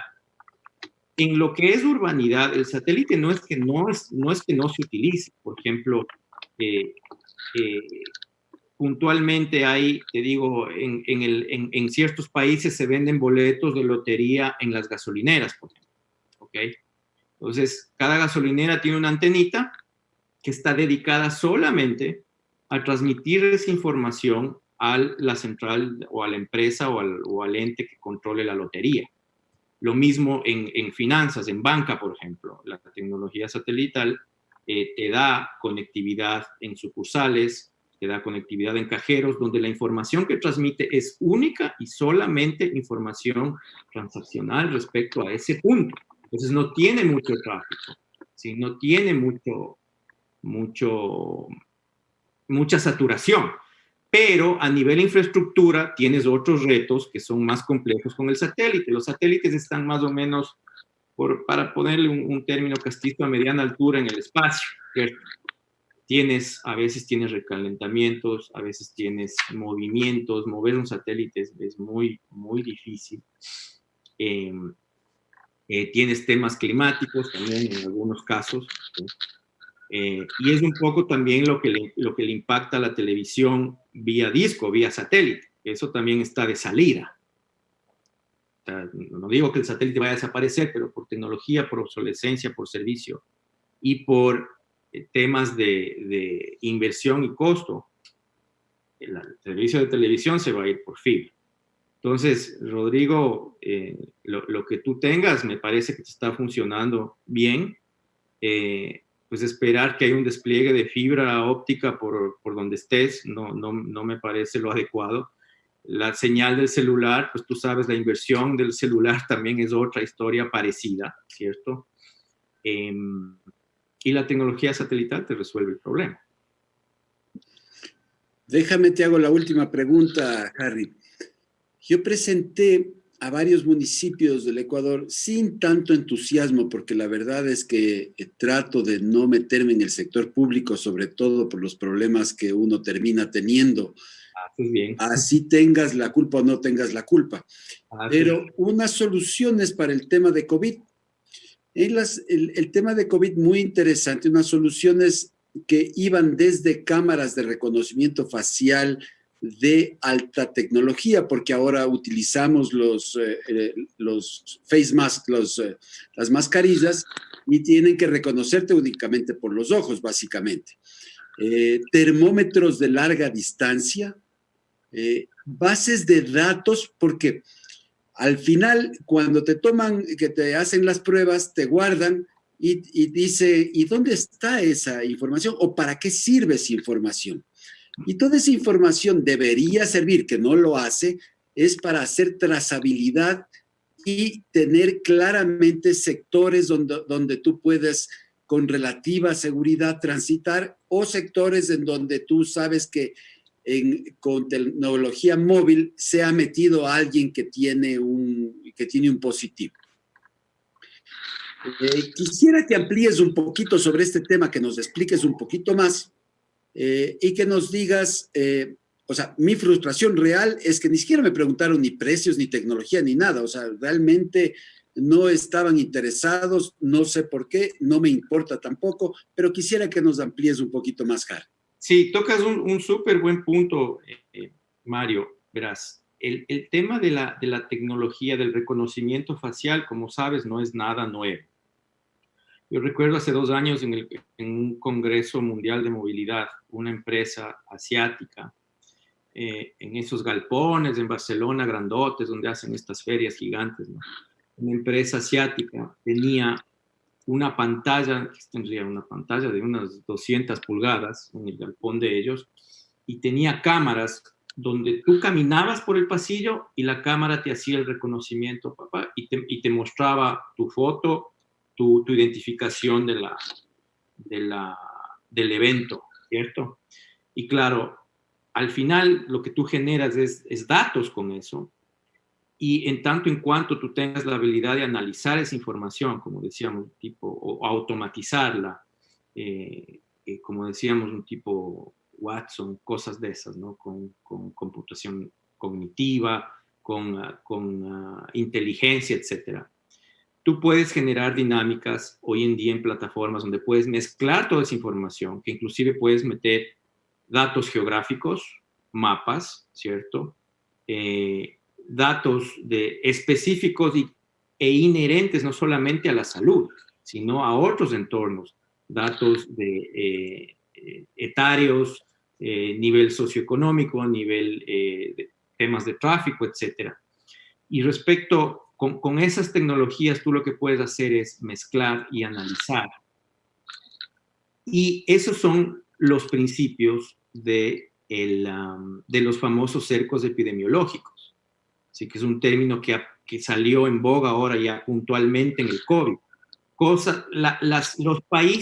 Los países que fueron más exitosos en contener, porque aquí también no hay que confundirse, ¿no? La estrategia del COVID es contener. Nadie tiene vacuna, nadie tiene nada. Es contener y es usar sentido común. O sea, ni más ni menos. Entonces, los países que fueron más exitosos en contener esto fueron los primeros que crearon cercos epidemiológicos grandes y efectivos, justamente usando lo que tú dices, Mario. Ok, si tengo un paciente que llegó o tengo un foco infeccioso en un cierto barrio o en cierto estadio o en cierto evento, seguramente voy a tener que hacer un seguimiento y voy a tener que hacer una cerca epidemiológica del tema y de los posibles y de todas las aristas que eso conlleva. No es solamente para tratar a la gente, O sea, no es solamente para identificar y con el celular le estás monitoreando si se mueve o no se mueve, no, es para asignar recursos, es para eficientar todo lo que en ese pequeño corralito donde está el virus, tienes que asignar tus recursos, tienes que asignar médicos, tienes que asignar medicinas, y por último, tienes que valga la redundancia, tienes que cercarlo, porque si se te va de las manos ese corralito, la gente no tiene que salir de ahí, ¿cierto? Entonces, todo eso se logra con la integración de información, con el análisis profundo de la información. Se generan fichas, y esto lo sabe todo el mundo médico, se generan historias médicas almacenadas, virtuales, disponibles para cualquier estudio, para cualquier cosa, donde se tiene todo. Si el médico tiene, ¿quién más tiene toda la información de un individuo que un médico? Desde lo básico, ¿no? Desde la dirección, donde está ubicado, pero qué padece, cuándo se contagió, dónde viajó, de dónde estuvo. O sea, la verdad, o sea, tú puedes, los dispositivos de medición, ya para cerrar un poco el tema, los dispositivos de medición han estado y están ahí. El reconocimiento facial, la medición de la temperatura, sí, pues es un avance. En sitios donde se tienen mucho movimiento de gente, aeropuertos, y tú, ¿no? Zonas comerciales. Si tú atas todo eso y le llevas al nivel de toma de decisiones a nivel salud, a nivel médico, pues que a propósito en la región mucho se necesita de eso, porque sin información, todos estamos de acuerdo que información es poder, sin información, ¿qué poder de tomar decisiones tienes? ¿Cómo vas a asignar recursos en una ciudad? ¿Cómo le haces? Y recursos que tampoco tienes, que tienes que gestionar, ¿cierto? Entonces, sin eso, es mapear y vas a tener seguramente poco éxito mapeando eso y tomando decisiones a ese respecto, ¿no? Bien, Harry, ha sido bastante útil tener tu explicación de cuál es la ayuda, cuál es el potencial que la tecnología tiene en un momento como el actual. Seguramente habrá oportunidad para seguir hablando de lo mismo en el futuro. Te agradezco mucho tu presencia. No, gracias a ti, Esteban. Seguiremos en contacto y muchas gracias, Rodrigo, Mario. Que les vaya bien, suerte. Gracias, ha sido Harry Paredes, experto en tecnología. Nos estamos despidiendo. ¿Alguna reflexión final, Rodrigo? Bueno, solamente una buena noche a todos.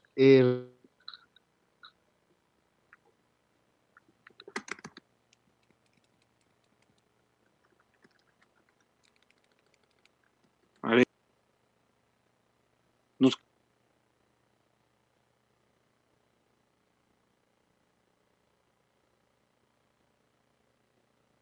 Al final de esta noche, yo me quedo pensando en que la terna que envió el presidente deja claro quién manda en el país, ya que actualmente ya parecería que en el mapa político no está el Cabezón Cuesta, ya no está Mangas, María Fernanda Espinosa, Gustavo Larrea también ha cogido su propio camino, su propio partido, y ahora nos está gobernando un grupo de jóvenes que nos ha acompañado desde la primera parte del gobierno de Correa.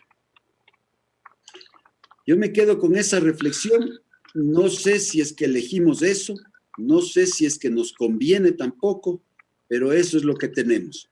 Buenas noches, muchísimas gracias. Nos vemos. Será hasta una futura oportunidad. Buenas noches. Gracias.